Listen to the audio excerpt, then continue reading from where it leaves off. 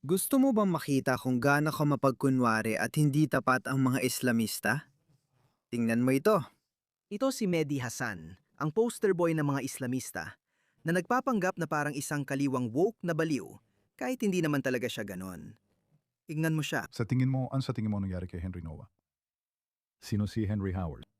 Hindi niya kilala si Henry Nowak. Hindi mo alam kung sino si Henry Noah? Kung Muslim siya, iyak tuloy-tuloy siya sa pag-tweet at paggawa ng video tungkol doon.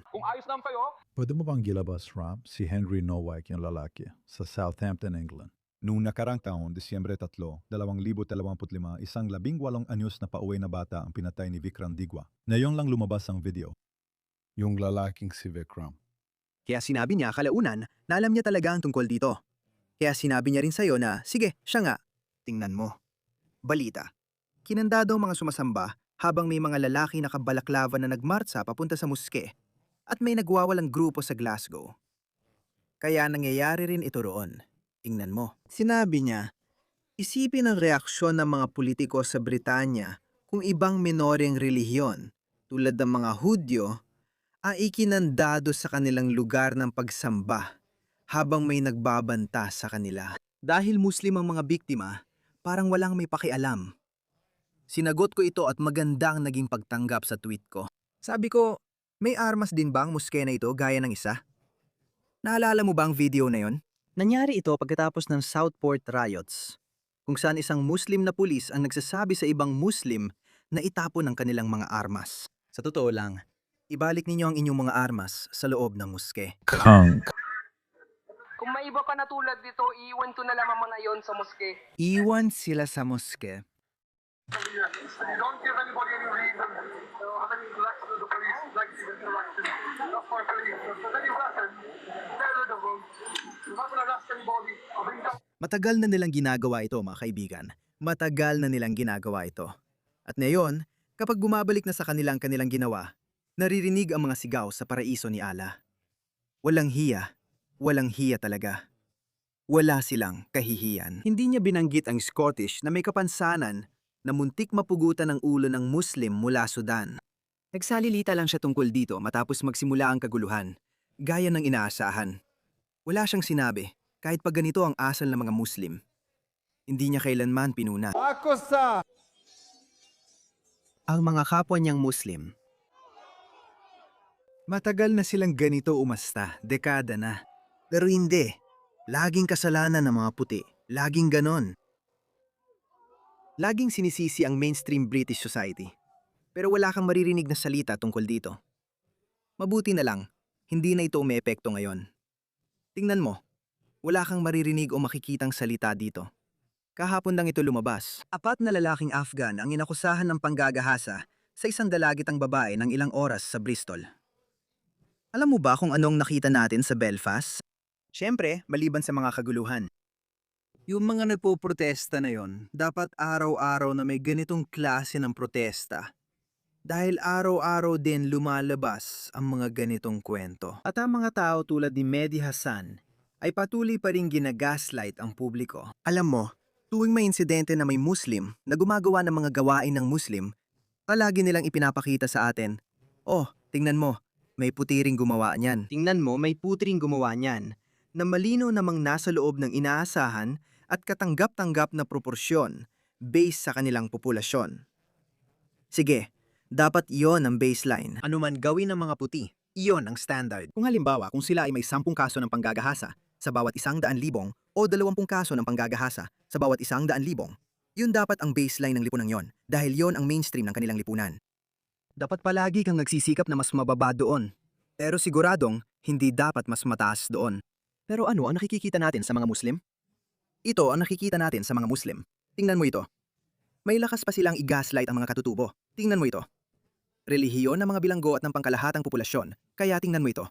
Ito ang bahagi ng pangkalahatang populasyon. Dapat laging katumbas o mas mababa ang bilang mo. Kaya ang mga Kristiyano, 61% ng pangkalahatang populasyon. Pero sila ay 45% lang ng populasyon sa bilangguan. Ang mga Muslim ay 4% lang. Ito ay noong 2022. Pero sila ay 17% ng populasyon sa bilangguan, 17%. Ano yon? 3 beses na mas marami? 4 na beses pala, pasensya na, medyo sobra pa. Ang mga Hindu, 2% ng populasyon, pero halos wala sa bilangguan, halos 0 lang, 347 bilanggo.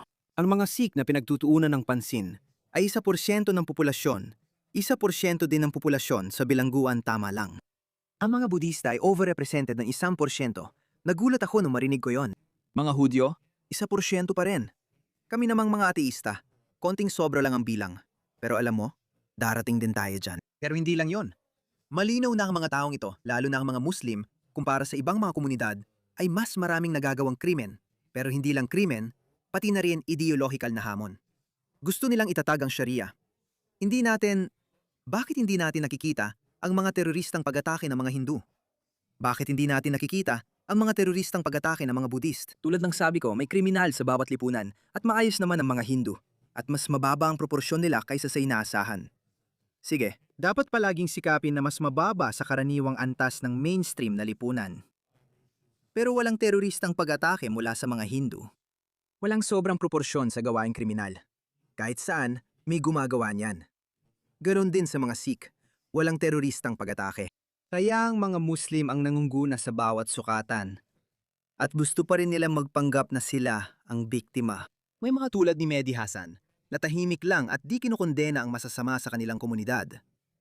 Lagi naming sinasabi, may mabubuti sa bawat komunidad. At may mabubuting tao rin sa komunidad ng Muslim. Pero dahil hindi kailanman kinondena ng mga mabubuting tao ang masasamang elemento, dahil responsibilidad nilang ayusin ang kanilang komunidad, responsibilidad nilang lumabas at kondenahin ang mga grooming gang. Alam mo kung anong ginawa nila? Sabi nila, magbubulag-bulagan na lang kami. Hindi natin kailangang mag-sorry sa ginawa ng masasamang Muslim. Alam mo kung anong ibig sabihin nun? Ang ibig sabihin nun, alam mo, wala kaming pakialam. Yun ang kanilang pagiging walang pakialam. Kaya ipinakita nila ang pagiging walang pakialam sa halip na magpakita ng malasakit, dapat sana ay nagpakita ng inisyatiba. Dapat sana ay may ginawa tungkol dito. Ipinakita nila ang pagiging walang pakialam. Bakit kailangan magpakita ng malasakit ang British society ngayon? Yan naman ang sinasabi nila. Pasensya na. Malas lang talaga. Bumali ka. Hindi mo ginamit ng tama ang mga pagkakataon mo. Hindi mo ginawa. Dapat may ginawa ka tungkol dito. Ngayon, kinikilala namin na may mabubuting tao rin sa inyong komunidad. Pero ang Islam bilang isang kultura ay hindi tugma sa kanluraning sibilisasyon. At hindi lang kapag hindi kami ginagahasa, sinasaksak o pinapatay at nangyayari ang mga ganitong bagay, kundi talagang may dala kayong hamon sa sibilisasyon ng kanluran. Hindi naman humihiling ng Hindu Sharia ang mga Hindu. Malamang wala silang ganon. Ang mga Hudyo at Sikh ay hindi gumagawa niyan. Mga Muslim lang ang sumisigaw ng ganito. Ginagawa ko ito, alam mo. Napakatanda na ng video na ito. Lagi kong iniisip, paano natitiis ng mga puti ito? Bakit hindi sila nagagalit o nagrereklamo tungkol dito? Well mga pare, masaya ako ibalita na mas malapit na ang panahon kaysa sa inaakala natin. Tiyak na mas maiksi na yon sa 14 na taon o gaano man katagal na mula ng kuna ng video na ito. Kung ano ang itinanim mo, siya ring aanihin mo.